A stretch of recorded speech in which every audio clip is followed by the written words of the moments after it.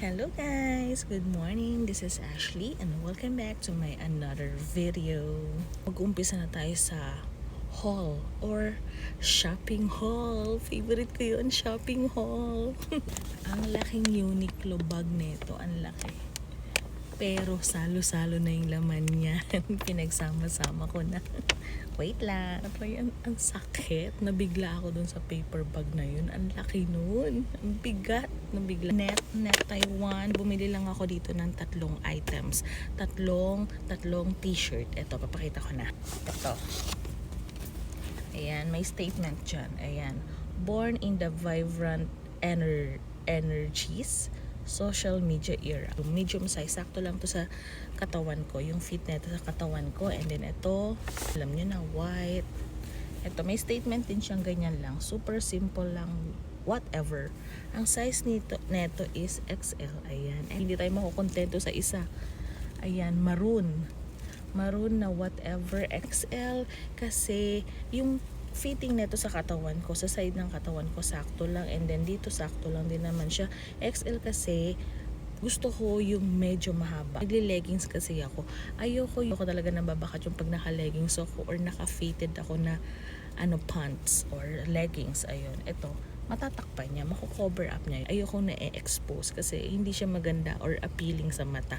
So i-cover up natin ng mga mahahabang t-shirts. Yun lang ang point ko doon.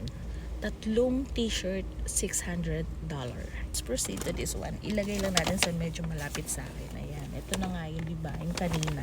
Ayan. Actually, sama-sama nito.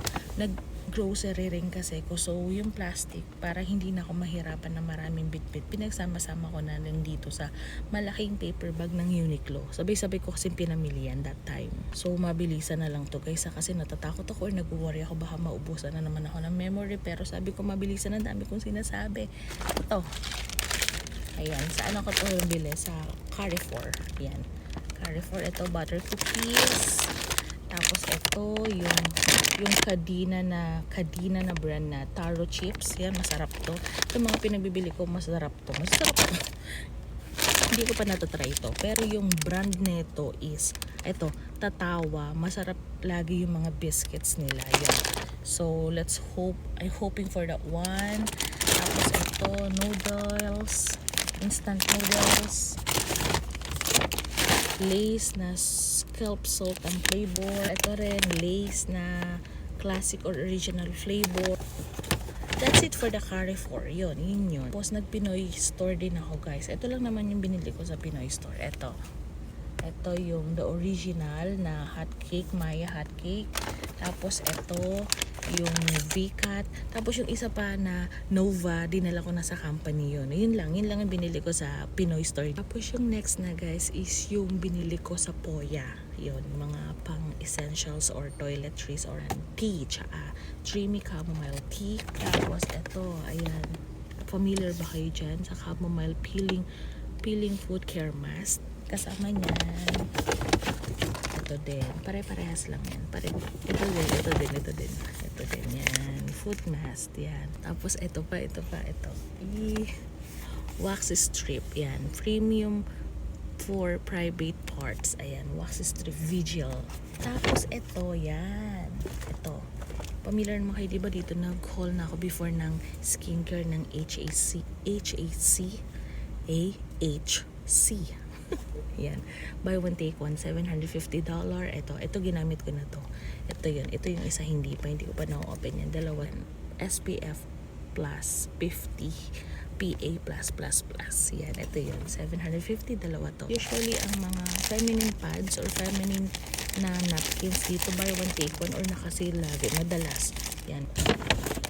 Tapos ito lang, drinks lang, dun din to sa Poya. Yan, sparkling apple. Ito, favorite ko. Yan. Na to, peeled na to na chestnut. Yan, masarap to.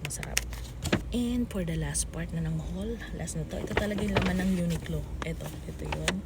Ang laman lang talaga nito is 3 items. Ito, pants pants ko. Ayan, pants ng Uniqlo. Naka-discount kasi to. Discounted to guys. Ang 390 ko na lang siya nabili. Ang original price talaga nito is $790 ata. 390 na lang. So, binili ko na. Tapos ito. Pambata to. Para sa aking pamangkin. Ayan. Naka-discount din to. Natin 390, 190 na lang. Size 120. Pambata. Yan. Tapos yung isang t-shirt, ginamit ko na. Ayun. So, yun lang talaga yung haul ko. That's it for my haul, guys. Thank you for your time watching my video. I hope to see you again next time soon. Bye! Bye-bye!